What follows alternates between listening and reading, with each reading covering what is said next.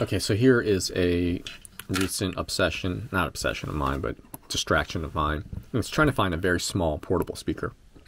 Not that I really need one, but who doesn't need a small portable speaker? So it started with when an EWA A106 Pro popped up in my feed. And what it is a tiny little speaker that's probably no bigger than this Milwaukee mini tape measure. But it has a rare earth magnet and a neodymium magnet in it, and it's like shockingly heavy, but it puts out really decent sound, and I just thought it was really cool, just for the novelty aspect of it, something you throw in your pocket. But it was really, really heavy, and I was in a store recently, Sierra, and I found, let me go back. Pack Hacker is one of my favorite YouTube channels, and just because I'm a luggage geek or gear geek.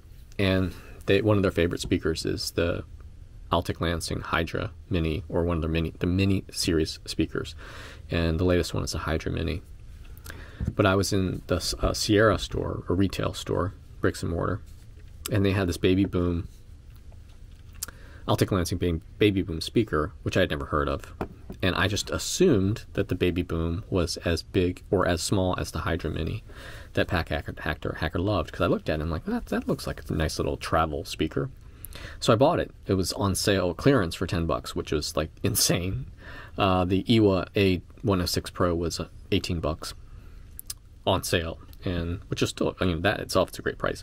Anyway, I got this, tried it out, and I'm like, wow, this actually sounds really good. But more importantly, it's crazy light. It's supposedly waterproof, even though it has a cloth speaker grill. It's more decorative than anything. I'm sure you can rip this off and nothing be affected. The back part is just decorative. There's no sound coming out or ports in the back. It's supposedly snowproof, dirt proof. You can TWS it, stereo pair it, and there it goes, $10. And it's a speakerphone supposedly, though I don't know where the actual microphone is.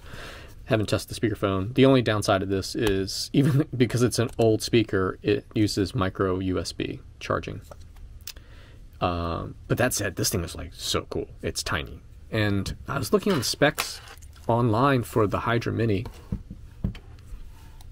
and couldn't find any. And this Baby Boom, again, is really old. I think they're basically phasing it out. And it is 4 1/8 or 15 millimeters long by 55 millimeters wide, or tall, or 2 3/8 or 3/16 tall, and thickness is about 25 millimeters, or 1 inch exactly. And I swore I looked online and the dimensions of this were the same, but the advantage of the Hydramini is it's a little bit more robust. It has lighting, not that that's a big deal, but more importantly, it's USB-C, so it's just one less charging cable to carry around. And it had a couple of things. So you can stereo pair this, and it's supposedly the sound was better, which that's what I wanted to test. But when I opened the box, it's surprisingly larger than the Baby Boom. I mean, you can see it's substantially larger. So whatever dimensions I was reading, I don't know what they were reading, because it was basically the same thing. They were telling me it was like 4 1/4 long, 2 tall, and 1 inch wide. And in fact, the Hydramini is 5 inches long, or 13 centimeters.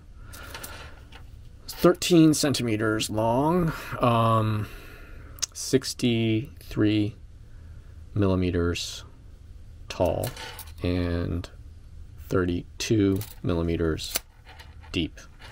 It definitely feels more robust. It doesn't use cloth for the speaker. The back's decorative. All the sound comes from the front.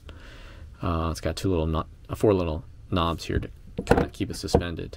But that said, when I tested it out, it sounded louder for sure, but it started to distort at the higher levels.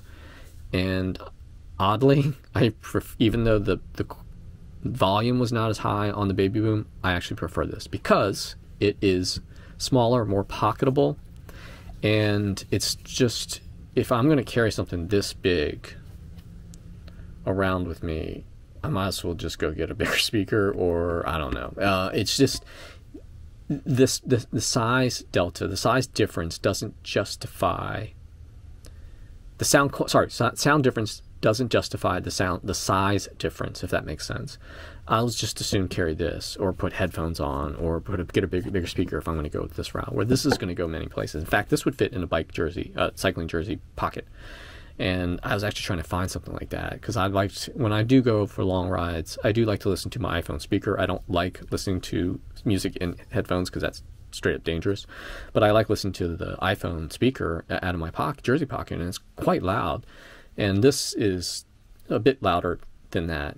Whether or not I'll ever do that, it remains to be seen, but that is an option. But what I like about this is so small. It doesn't sound as good, but it sounds as good as something like this, or that little Iwa A106 Pro. But it's just like, man, this thing's pretty cool because of just this form factor and the size. So unfortunately, the Hydramini is going back because I just can't justify keeping this thing because it's just so much larger, and it's like that much taller, longer, and thicker. Yeah. So I seriously doubt you'll be able to find a Baby Boom. I wouldn't go out of my way to go find one of these for $10. That was just a great find, and I'll keep it. And it's just a handy little thing. I don't feel guilty about adding more things to the landfill in 10, 15 years when the battery of this thing finally dies, or even 3 years when the battery dies. But yeah, so this is the comparison of the Baby Boom, Altec Lansing Baby Boom, and the Hydramini. Thanks for watching.